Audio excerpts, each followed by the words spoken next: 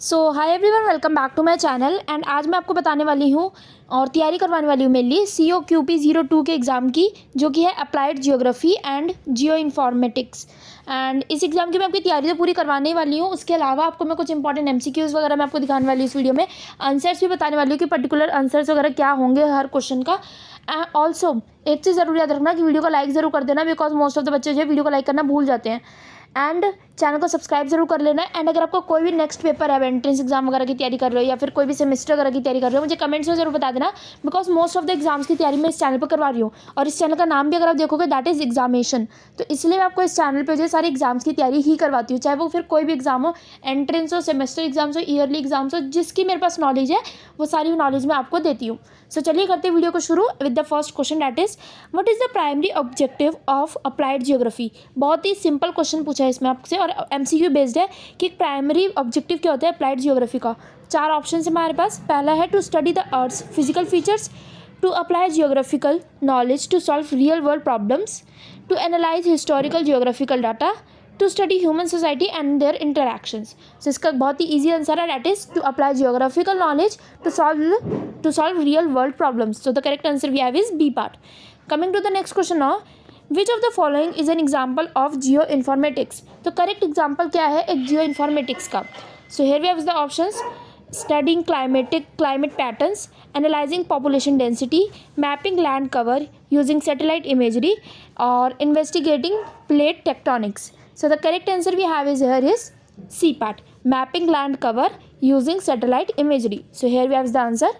Coming to the next question now, what does GIS stands for? So GIS जो है वो किसके लिए स्टैंड करता है ये हमारे को बताना है। So we have the 4 options now: geographical information system, global imaging satellite, geographic intelligence system, और geographical investigation software. So the correct answer we have is geographical information system, and the A part is the correct answer. Coming to the next question now, remote censoring is used for. So remote censoring जो है वो किस चीज़ के लिए use होती है। Here we have the 4 options फिर से: measuring distance between geographical features, then you have the another 3 options as well, that is collecting data from a distance without direct physical contact। और यही आपका करेक्ट आंसर है। And मैं आपको बाकी options नहीं रीड कर रही हूँ, तो अगर आप चाहो तो वीडियो को पॉज करके इसको रीड कर सकते हो, बिकॉज ये थोड़ा सा टिपिकल क्वेश्चन है एंड थोड़ा सा डिफिकल्ट क्वेश्चन होने वाला है, तो मैं चाहती हूँ कि इस पर आप खुद अपना टाइम लगाओ वीडियो को पॉज करके। सो ये आपका correct answer B part. Next we have is which technology allows us to determine the exact position on earth surface। तो कौन सी टेक्नोलॉजी जो हमारे को हेल्प करती है कि हम जो है एग्जैक्ट पोजीशन देख सके अर्थ सरफेस पे। So we have the options here: GPS, GIS, RS and SAR। किसी की गलती नहीं होनी चाहिए इस आंसर में, तो खासतौर पर डेली यूज़ करते हो इधर से उधर जाने के लिए, that is map, GPS। Next we have is, याद रखना GPS इन चारों की फुल फॉर्म रट लेना, पेपर में आ सकते हैं इनकी भी। रिमोट सेंसिंग जो कि RS की है, सिंथेटिक अपार्चर रेडार जो कि SAR की है। Coming to the next question now, which of the following is an example of a thematic map. Thematic map का कौन सा एक एग्जाम्पल है। 4 ऑप्शन है हमारे पास: topographic map, political map, weather map and road map. So thematic, so that is weather, so ये weather से रिलेटेड है, that is weather map. Next we have is, which spatial analysis technique is used to calculate the shortest route between 2 locations। तो 2 locations के बीच में जो shortest route को देखने के लिए जो कौन सा क्या कहते हैं, कौन सी टेक्निक यूज़ होती है। So here we have the options now: buffer analysis, proximity या network and interpolation. So the correct answer we have is network analysis. Coming to the next question now, which of the following is an example of qualitative data in geography. तो इनमें से कौन सा जो है example है qualitative data का geography में। So we have the 4 options here, that is temperature measurements, population density, land use categories and elevation values. So the correct answer here is land use categories, C part. Next में हम आ जाते हैं हम, that is which type of map projection preserves which type of map projection preserves the area but distorts the shape of land masses। तो मतलब कौन सा एक मैप है, मतलब कि किस टाइप का मैप जो है, मैप प्रोजेक्शन जो है वो प्रिजर्व करता है एक एरिया को, बट वो डिस्टॉर्ट करता है शेप का, मतलब shape of land masses. So here we have is the 4 option here, and इसका थोड़ा सा डिफिकल्ट क्वेश्चन है ये, बट इसका मैं आपको सीधा करेक्ट आंसर बता दीजिए, that is Mercator, projection, that is A part. So ये इसका करेक्ट आंसर है। याद कर सकते हो या रट सकते हो, जो भी करोगे वो आपके ऊपर है। Next you have is what is the term use to describe the measurement of the earth surface using satellite based instruments. तो इनमें से कौन से जो है मतलब वो डिस्क्राइब करता है, कौन सी टर्म यूज़ होती है जो कि डिस्क्राइब करती है मेजरमेंट्स को जो कि अर्थ सरफेस पे होती है using satellite based instruments? So the options here you have is this one: remote sensing, geodesy, photogrammetry, and then we have is cartography. So cartography is not the correct answer, and you have the correct answer here is B, geodesy. Next पे हम आ जाते हैं, और ये answer आपको पता होना चाहिए क्योंकि ये आपके पेपर से रिलेटेड बहुत इंपॉर्टेंट क्वेश्चन है। दैट इज़ कौन सी ऑर्गेनाइजेशन जो वो प्रोवाइड करती है access to satellite imagery through its Landsat program. तो अपने लैंडसेट प्रोग्राम से रिलेटेड जो है कौन सी ऑर्गेनाइजेशन जो है फ्री एक्सेस सैटेलाइट इमेजरी का प्रोवाइड करती है? So that is USGS। इसका तो करेक्ट आंसर याद रखना आपको, USGS, United States geographical survey. So ये आपका करेक्ट आंसर है C part. Coming to the next question now, which is the study of the what is the study of spatial distribution of disease called? मतलब कि जो special distribution होती है disease की उसे हम क्या कहते हैं? डैट इज़ बहुत ईजी है, इसका ऑप्शंस पढ़ो आप खुद ही आपको समझ आ जाएगा। एपिडेमियोलॉजी, बायोजियोग्राफी, डेमोग्राफी, एंड या is the hydrology. Hydrology water से रिलेटेड हो गया, हमें पता चल रहा है। डेमोग्राफी तो आपको पता होगा डेमोग्राफिक वगैरह होता है जो हमारी जियोग्राफी से रिलेटेड होता है। हमारे को पता है डिसीज़। और बायोग्राफी मतलब कि बायो मतलब एनवायरनमेंट टाइप से रिलेटेड। एपिडेमोलॉजी मतलब जैसे हम कहते हैं एपिडेमिक आना, सो दैट इज़ डिसीज से रिलेटेड। तो यही हमारा करेक्ट आंसर है एपिडेमोलॉजी, एपिडेमियोलॉजी, या this is the correct answer. Next we have is which software is widely use for spatial data analysis and mapping. तो कौन सा सॉफ्टवेयर को हम यूज़ करते हैं? सो थोड़ा सा ईजी है, कई बच्चों के लिए बहुत ज़्यादा ईजी होने वाला है। That is ArcGIS, ARCGIS। So this is your correct answer. Coming to the next question now, what is the term used to describe the process of converting real world objects into digital representation? मतलब कि ऐसा कौन सा word है जो कि describe करता है, हमारे को वर्ड का बताने मेनली, ऐसा कौन सा वर्ड है जो कि डिस्क्राइब करता है जो हमारा प्रोसेस होता है जिसमें हम कन्वर्ट करते हैं रियल वर्ल्ड को ऑब्जेक्ट्स को इनटू डिजिटल रिप्रेजेंटेशन, मतलब कि डिजिटल। तो आपको इसी का आंसर से पता चल गया ऑप्शन से, that is digitization, C part. Coming to the next question now, which of the following is an example of human made geographic feature? तो ह्यूमन मेड जियोग्राफिक फीचर कौन सी है? देखो ह्यूमन मेड मतलब कि रिवर क्या इंसान ने बनाई है? नहीं, हमें पता है। माउंटेन के इंसान ने बनाया? नहीं। फॉरेस्ट के इंसान ने बनाया? नहीं, फॉरेस्ट नहीं बनाए। जैसे हम कह सकते हैं पॉन्ड्स वगैरह ये चीज़ें बनाई है, नॉर्मल ग्रीन प्लेसेस बनाए हैं ना, अब तो इंडिया में दिल्ली में बहुत जगह बना रहे हैं। सो रोड्स वो क्या ह्यूमन बीइंग्स ने बनाया? तो yes, so that is a human made geographic feature जो कि हमने एनवायरनमेंट को दी है, ह्यूमंस ने दी है, दैट इज़ रोड। सो ये हमारा करेक्ट आंसर है। नेक्स्ट क्वेश्चन पे आ जाते हैं हम, what is the main advantage of using geospatial data in urban planning? So main advantage क्या होता है कि हम यूज़ करें जियो स्पेशल डाटा को अपनी अर्बन प्लानिंग में?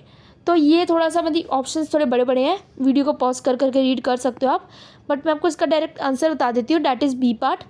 It helps in identifying suitable locations for infrastructure development. So this is your correct answer. Next में हम आ जाते हैं, जो क्वेश्चन ज़्यादा टाइम ले रहे हैं तो मैं उनको अभी नहीं रीड करने वाली, बिकॉज वो आप खुद भी रीड कर सकते हो, because you have that time. और अभी मुझे और भी पेपर्स के लिए वीडियो बनानी है, लाइक आपके कल भी पेपर है, परसों भी पेपर है, अभी लाइक 3-4 दिन तो लगातार पेपर है, और उन सब के लिए मुझे वीडियो बनानी है, तो उन सब की भी प्रिपरेशंस करनी है। सो इसलिए आई एम ट्राइंग कि मैं जो बड़े बड़े लेंदी क्वेश्चन है वो तो आप खुद ही रीड करो, ताकि आपको पता भी चलेगा क्या आंसर है पेपर में, या फिर क्या आपने जब खुद पढ़ाओगे तो खुद आप आंसर दे पाओगे। Next we have is which type of data provides information about the elevation of earth surfaces? तो किस टाइप का डाटा जो वो प्रोवाइड करता है हमारे को information about the elevation of the earth surfaces? तो ये तो हमने पिछली वीडियो में भी पढ़ा था, हमने मतलब पिछले पेपर की, और जो पेपर था I think geology earth sciences, तो इस वीडियो में भी हमने पढ़ा था इसके बारे में। एंड इसके ऑप्शंस देख लेते हैं। हमारे पास ऑप्शंस है हमारे पास यहाँ पे 4। पहला है रिमोट सेंसिंग डाटा, सो रिमोट सेंसिंग डाटा। दूसरा हमारे पास है टोपोग्राफिक डाटा। तीसरा हमारे पास है क्लाइमेट डाटा। एंड चौथा हमारे पास क्या है? डाटा नहीं कहेंगे, हम डेटा कहते हैं, हाँ। चौथा हमारे पास है population data. So correct answer we have is topographic data. So this is your correct answer. Coming to the next question now, which of the following is not a primary source of geospatial data. इसमें हमेशा क्या करना है, इन question को जब भी attempt करोगे ना कट करते चलना कि कौन सा इसमें से नहीं हो सकता. तो क्या सैटेलाइट इमेजरी जो हमारा फर्स्ट ऑप्शन है, क्या ये हो सकता है? नो. नहीं, मतलब ये तो है ना, मतलब कि ये प्राइमरी सोर्स है जियो स्पेशल डाटा का. एरियल फोटोग्राफी ये भी है, GPS डाटा ये भी है, पर सेंसस रिकॉर्ड जो कि सी पार्ट है इसका आंसर, वो हमारा नहीं है. So that is C part, census records. आ जाते हैं हम अपने नेक्स्ट क्वेश्चन में. In which field of study are geospatial technologies frequently used to monitor and manage natural resources? तुम्हारे को इसमें बताने की ऐसी कौन सी फील्ड है जिसमें जो स्टडी है जियोस्पेशल टेक्नोलॉजीज़ की, वो फ्रीक्वेंटली जो है वो मैनेज करती है, मॉनिटर करती है नेचुरल रिसोर्सेज को. सो the correct answer is very easy now. Here is, that is, आपको पता होना चाहिए तो बहुत अच्छे से, that is environmental science, EVS, environmental science, A part. Next question पे आ जाते हैं हम. Yeah. Which of the following is a characteristic of a GIS database? GIS अगर आपने नहीं पढ़ा तो मेरे को जितना याद है हमने 12th वगैरह में, जो बच्चे आर्ट्स के उन्होंने तो पढ़ाई होगा इसके बारे में, GIS के बारे में. और नहीं पढ़ा तो आपने, भाई मुझे नहीं पता आपने कैसे वाइवा वगैरह दिया, क्योंकि मुझे याद है जब वो आते थे, लाइक कौन आते थे वो, बाहर से वो आते थे ना प्रैक्टिकल लेने, या प्रैक्टिकल लेने जब वो आते थे 12th वगैरह में. सो एट दैट टाइम वो क्या ही करते थे, मतलब वो इस टाइप के क्वेश्चन पूछते थे. और हमारी जियोग्राफी की बुक्स में जो है लास्ट पेजेस पे कुछ प्रैक्टिकल की थिंक बुक होती थी, नहीं प्रैक्टिकल की एक सेपरेट बुक होती थी जो हमारी मैम ने दी थी हमें. सो उसमें GIS के बारे में होता था, बट जियोग्राफी के नॉर्मल क्लास 12th की बुक्स में नहीं होता था, या अलग से जो प्रैक्टिकल बुक थी उसमें होता था. ये एक नॉर्मल लाइफ एक्सपीरियंस शेयर कर रही हूँ मैं. और इसके हमारे 4 ऑप्शन है. A, it contains only spatial data, no. B, it is a static and can not be updated, ये भी गलत है. C, it allows for the storage and retrieval of spatial and attribute data. So yeah, this is the correct one. And D1 is it can only be accessed by trained geographers. तो ऐसा तो नहीं है, क्योंकि जिसको भी पता है, मतलब जो कर सकता है, तो इसको ये नहीं है उसको बहुत ज़्यादा अच्छी ट्रेनिंग की ज़रूरत है. So C is the correct answer. It allows for the storage and retrieval of spatial and attribute data. Yeah. Next we have is, which is the term used to describe the process of combining multiple layers of geospatial data to create a new output layer. मतलब कि इनमें से जो किस बताना मेरे को कौन सी टर्म यूज़ होती है जो कि डिस्क्राइब करती है process of combining multiple layers of geospatial data, ताकि वो क्रिएट कर सके एक न्यू आउटपुट लेयर को. ऑप्शन है हमारे पास ये 4, एंड इसका जो करेक्ट आंसर होगा ये आपको खुद सोचना है दिमाग में. And the correct answer here we have his नहीं is. So here we have the correct answer, that is data integration, C part. Next question में आ जाते हैं हम. विच of the following is an example of geographic information product. तो इनमें से जो है जो GIP है उसका एक एग्जाम्पल कौन सा है. So here is the options: digital elevation model, satellite sensor, GPS receiver, aerial camera. So the correct answer is A part, digital elevation model, DEM. आ जाते हैं नेक्स्ट क्वेश्चन पे.